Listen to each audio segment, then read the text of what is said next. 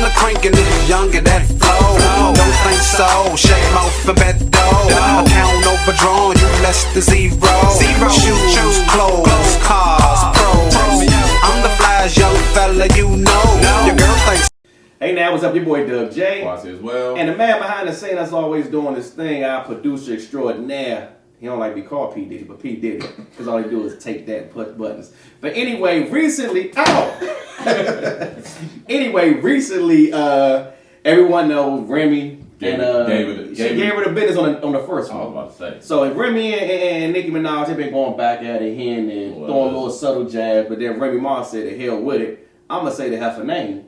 And just went on a 7-minute tirade with Shether. Mm-hmm. Now, should she come back with a little jab at her with another one? She did. I don't think she should have did that, but I think she wasn't necessary. Yeah. But I think she poked her. Because I think she like, you know what?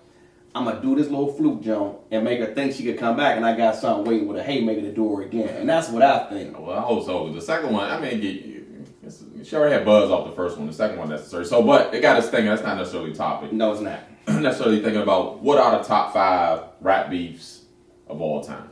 And songs to come from that. The songs that come from that. I would say number 1 to me, because I'm like, I was living. I was of age and I understood.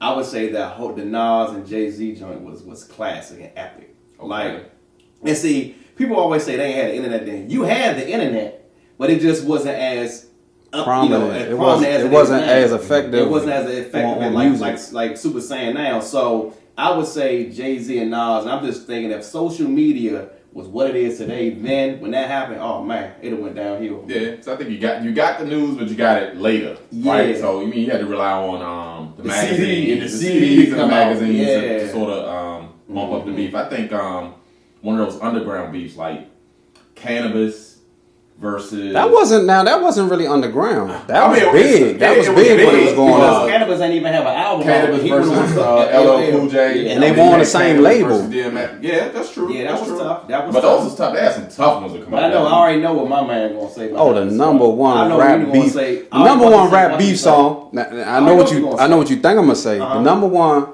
rap beef song is No Vasaline. I knew you was gonna say Ice Cube. No Vasaline is the best beef song ever. Like. And then, of course, my man B.I.G, Who Shot You? Yeah, Who Shot You? Yeah, Who Shot You was big as well. Yeah, but Pac came back tough on his too, though. Oh, that was big, though. He did come out there. That's why I effed your wife. Yeah. Bad boy killer. He came out there on that joint too and hit him up. You know, I'm not a Pac fan like that, but that's a whole nother story. You can't be biased on that. I know, I can't be biased. He did his thing on that joint. But I think, like, you know, even like people sending subtle joints at each other, like when it wasn't as prominent when Eazy-E was beefing with N.W.A and some of them, and you know what I mean, that was a little sending shots and everything. Even like Uncle Luke with Luke and Dre, or Imaginary Playmates when you had Jay going at Mace. Yeah. You know, but that wasn't real beef because you didn't have two sides. It's one sided. You think so? Yeah. But a part of the question was what was some of the so what's the songs that come out of that? Okay, yeah, Imaginary Playmates. Oh, you can go back to The Bridge Is Over. Yeah, The Bridge Is Over. But I mean, you can do that. But I wasn't. I mean, I was living. But you've heard the song. I've heard it. Yeah. I mean, it was cool. You weren't there to see the effect, but the song is still good. Yeah, I wasn't there to see the effect, but I would say. And then too, just because we living in the now, we can't discredit what Drake did to Meek Mill. Oh yeah, back to back. I mean, that was. I don't think you can discredit that. I know you're gonna huff and puff on it, but. I mean, but the song. It was nothing Meek Mill to do to come back. Now you know what that was self-inflicted. Like the song was Drake fan. It was I didn't think, honestly, I never thought Nas would come back from the Takeover. I was like, oh, he cooked. He's done. Yeah. He's done. But see, then though, it wasn't that whole microwavable.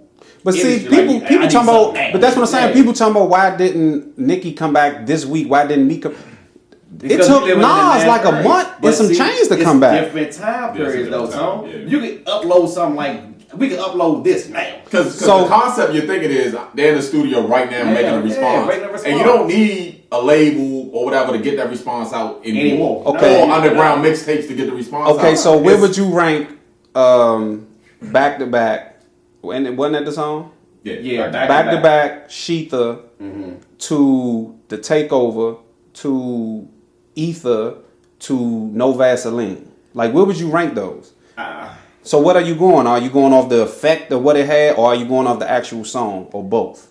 I think you take credit both. I think you have to take into account both. I would say honestly, because the reaction is a part of the response to the song. You can't have that without the song. Okay. Nah. I'm gonna tell you what I think, and I would say Back to Back is up there because Drake studied the battle rap culture, and I look at a lot of battle rap. And he picked them apart. He picked them apart. He did everything. He went from personals to this to that. Business wise, and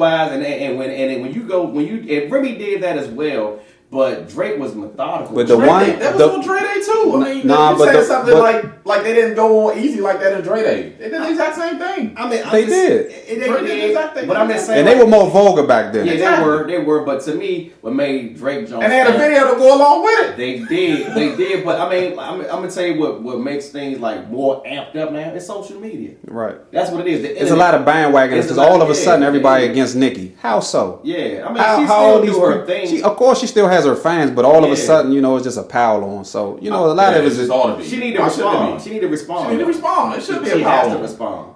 How is that not fair? I mean, she's a pop star, so does she have to respond far as numbers? No. Now, as respect thing in the community, yes. Yeah. Okay. All right. So when she went on Kim, then what? That's what I'm saying. You bullying people that are not on their stature. That's how I felt. That's how I felt. Like you bully. Why you fucking with Kim and the two pop chicks? I'm just gonna drink my drink. You know what? Add your comments to the page. This is an interesting topic. I know some beats we probably missed, but let us know. Young fella, your girl think